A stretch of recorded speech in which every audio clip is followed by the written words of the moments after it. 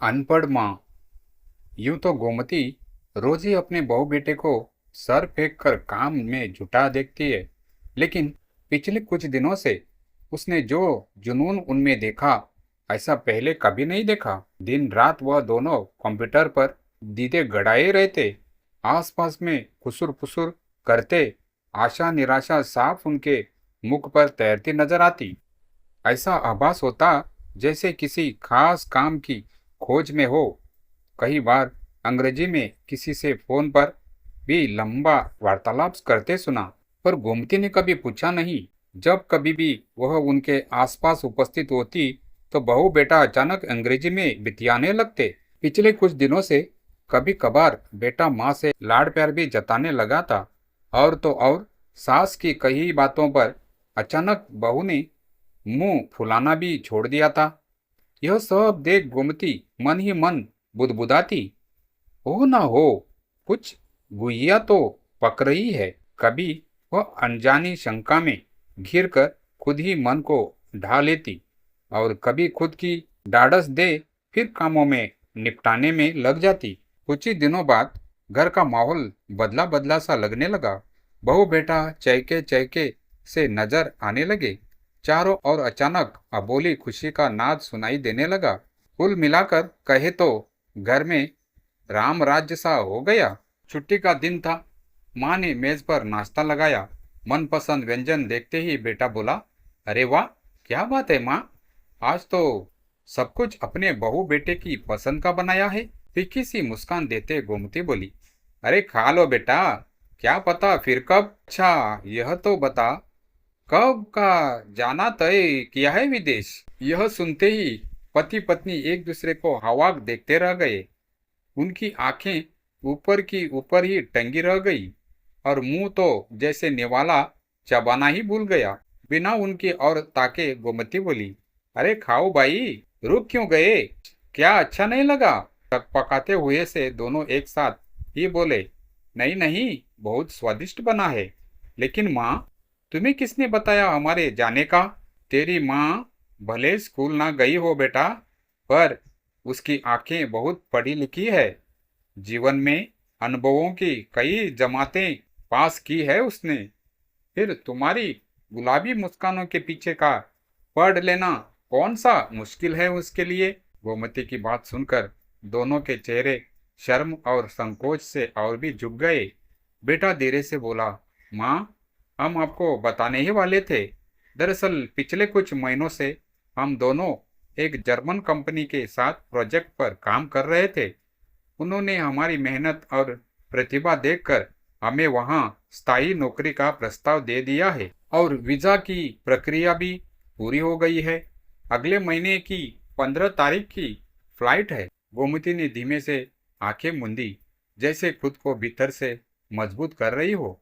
फिर बोली, तो मेरी सेवा की उम्र में तुम लोग मेरे बिना चले जाओगे। बहू ने तपाक से कहा, नहीं माँ जी, आप भी चलिए हमारे साथ। वहाँ आपके लिए सारी सुविधाएं है, आराम से रहेगी। बस थोड़ा मौसम अलग है, बाकी तो सब बढ़िया है। गोमती मुस्कुराई, लेकिन इस बार वो मुस्कान थोड़ी थकी हुई थी। बेटा, जिस मिट्टी से मैं जुड़ी हूँ उससे अलग होना आसान नहीं। तुम लोगों के भविष्य की उड़ान मुझे बहुत प्रिय है, लेकिन इस उम्र में अपने मंदिर, अपने तुलसी के पौधे और अपने मोहल्ले की औरतों की बातों के बिना मैं अधूरी हो जाऊंगी। बेटा पास आकर बोला, माँ, हमें आपकी चिंता रहती है, हम नहीं चाहते कि आप अकेले यहाँ। गोमती ने बेटे का हाथ थाम लिया और स्नेह से बोला, मैं अकेले कहाँ हूँ रे। मेरी तो सुबह राम के भजन से होती है, और शाम चौपाले में पड़ोसियों के साथ गपशप में, और फिर मेरी तो जिंदगी अब तुम्हारी खुशियों में ही बसती है। तुम जाओ, उड़ो, आगे बढ़ो, मेरा आशीर्वाद हमेशा तुम्हारे साथ रहेगा। बहू की आंखों में आंसू आ गए। वो गोमती के पास आकर उसकी गोद में सिर रखकर बोली, माँ जी, आप सच में बहुत बड़ी है। हम आपसे दूर रह तो पाएंगे, लेकिन आपके बिना तो घर कभी पूरा नहीं होगा। गोमती ने उसका सिर सहलाते हुए कहा, कभी कभी अपनों की खुशी के लिए दूरी अपनानी पड़ती है। बस एक वादा करो, हर रोज एक वीडियो कॉल और हर महीने की पहली तारीख को एक चिट्ठी लिख भेजना आज से, ताकि तुम्हारी लिखावट से तुम्हारा स्पर्श महसूस कर सकूं। बेटा हंस पड़ा। अरे माँ, चिट्ठी भी? अब कौन लिखता है चिट्ठी? गोमती मुस्कुराई। जिनके पास कहने को भाव हो वो आज भी लिखते हैं चिट्ठियां, और जिनके पास माँ हो वो हर शब्द में स्नेह भरते हैं। घर के आंगन में उस दिन धूप कुछ ज्यादा ही सुनहरी थी। बहू बेटे की विदेशी यात्रा की तैयारी तो चलती रही, लेकिन गोमती का मन मानो किसी अदृश्य धागे से उन्हें आशीर्वाद के साथ बांधे रहा, कभी शब्दों से, कभी मौन से, क्योंकि माँ का रिश्ता पास होने में नहीं, जुड़े रहने में होता है। विदेश जाने के दिन जैसे जैसे नजदीक आने लगे, घर का हर कोना कुछ कहने लगा।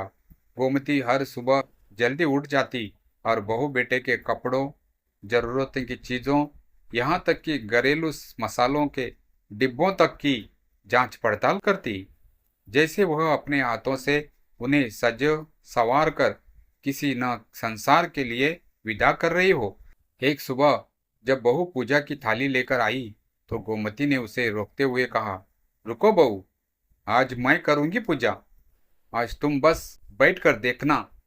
बहू चुपचाप बैठ गई। गोमती ने धूप बत्ती जलाई, तुलसी पर जल चढ़ाया और फिर भगवान के सामने हाथ जोड़ते हुए बोली, हे नारायण, अब मेरी गोद सूनी होने वाली है। मेरे बच्चे विदेश जा रहे हैं, पर तुझसे विनती है, इन्हें तुझसे कभी दूर मत करना।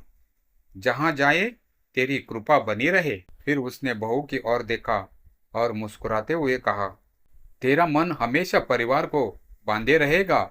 मुझे भरोसा है, मेरी चूड़ियां, मेरी साड़ी और ये कांच की डिबिया सब रख लेना साथ। जब कभी भी मन करे खोल कर देख लेना, हर चीज में मेरी आहट मिलेगी। बेटा उस दिन पहली बार माँ की आंखों से आंसू देख पाया, वो आंसू जो बहुत गहरे कहीं छुपे थे, पर विदाई की दस्तक से छलक उठे थे। अंततः विदा का दिन भी आ पहुंचा। एयरपोर्ट पर गोमती की आंखें बार बार बेटे और बहू को ताकती रही, जैसे हर दृश्य को अपने मन में उतार लेना चाहती हो। बहू ने झुककर पैर छुए, बेटा गले लगा। माँ, जब बुलाओगी दौड़ चला आऊंगा।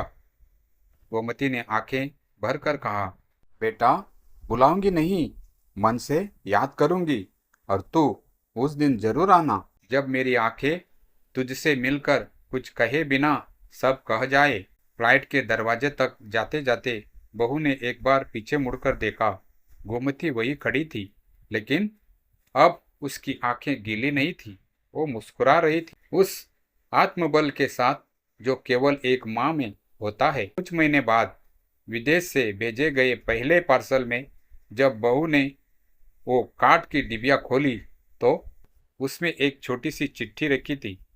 बेटी, जब इस डिबिया को खोले तो समझ लेना मैं तेरे पास बैठी हूँ, जैसे पहले बैठा करती थी। बस अब मेरी मौजूदगी तुम्हारे स्मरणों में ही रहेगी और मेरी आवाज़ तुम्हारे मन में। गोमती। चिट्ठी पर आंसुओं के दो हल्के धब्बे पड़ गए। बहू ने डिबिया सीने से लगा ली और आंखें मूंद ली। सचमुच वो हार्ट अब भी वही थी, क्योंकि कुछ रिश्ते शरीर से नहीं आत्मा से जुड़े होते हैं, और माँ वही होती है जो दूर रहकर भी सबसे पास रहती है।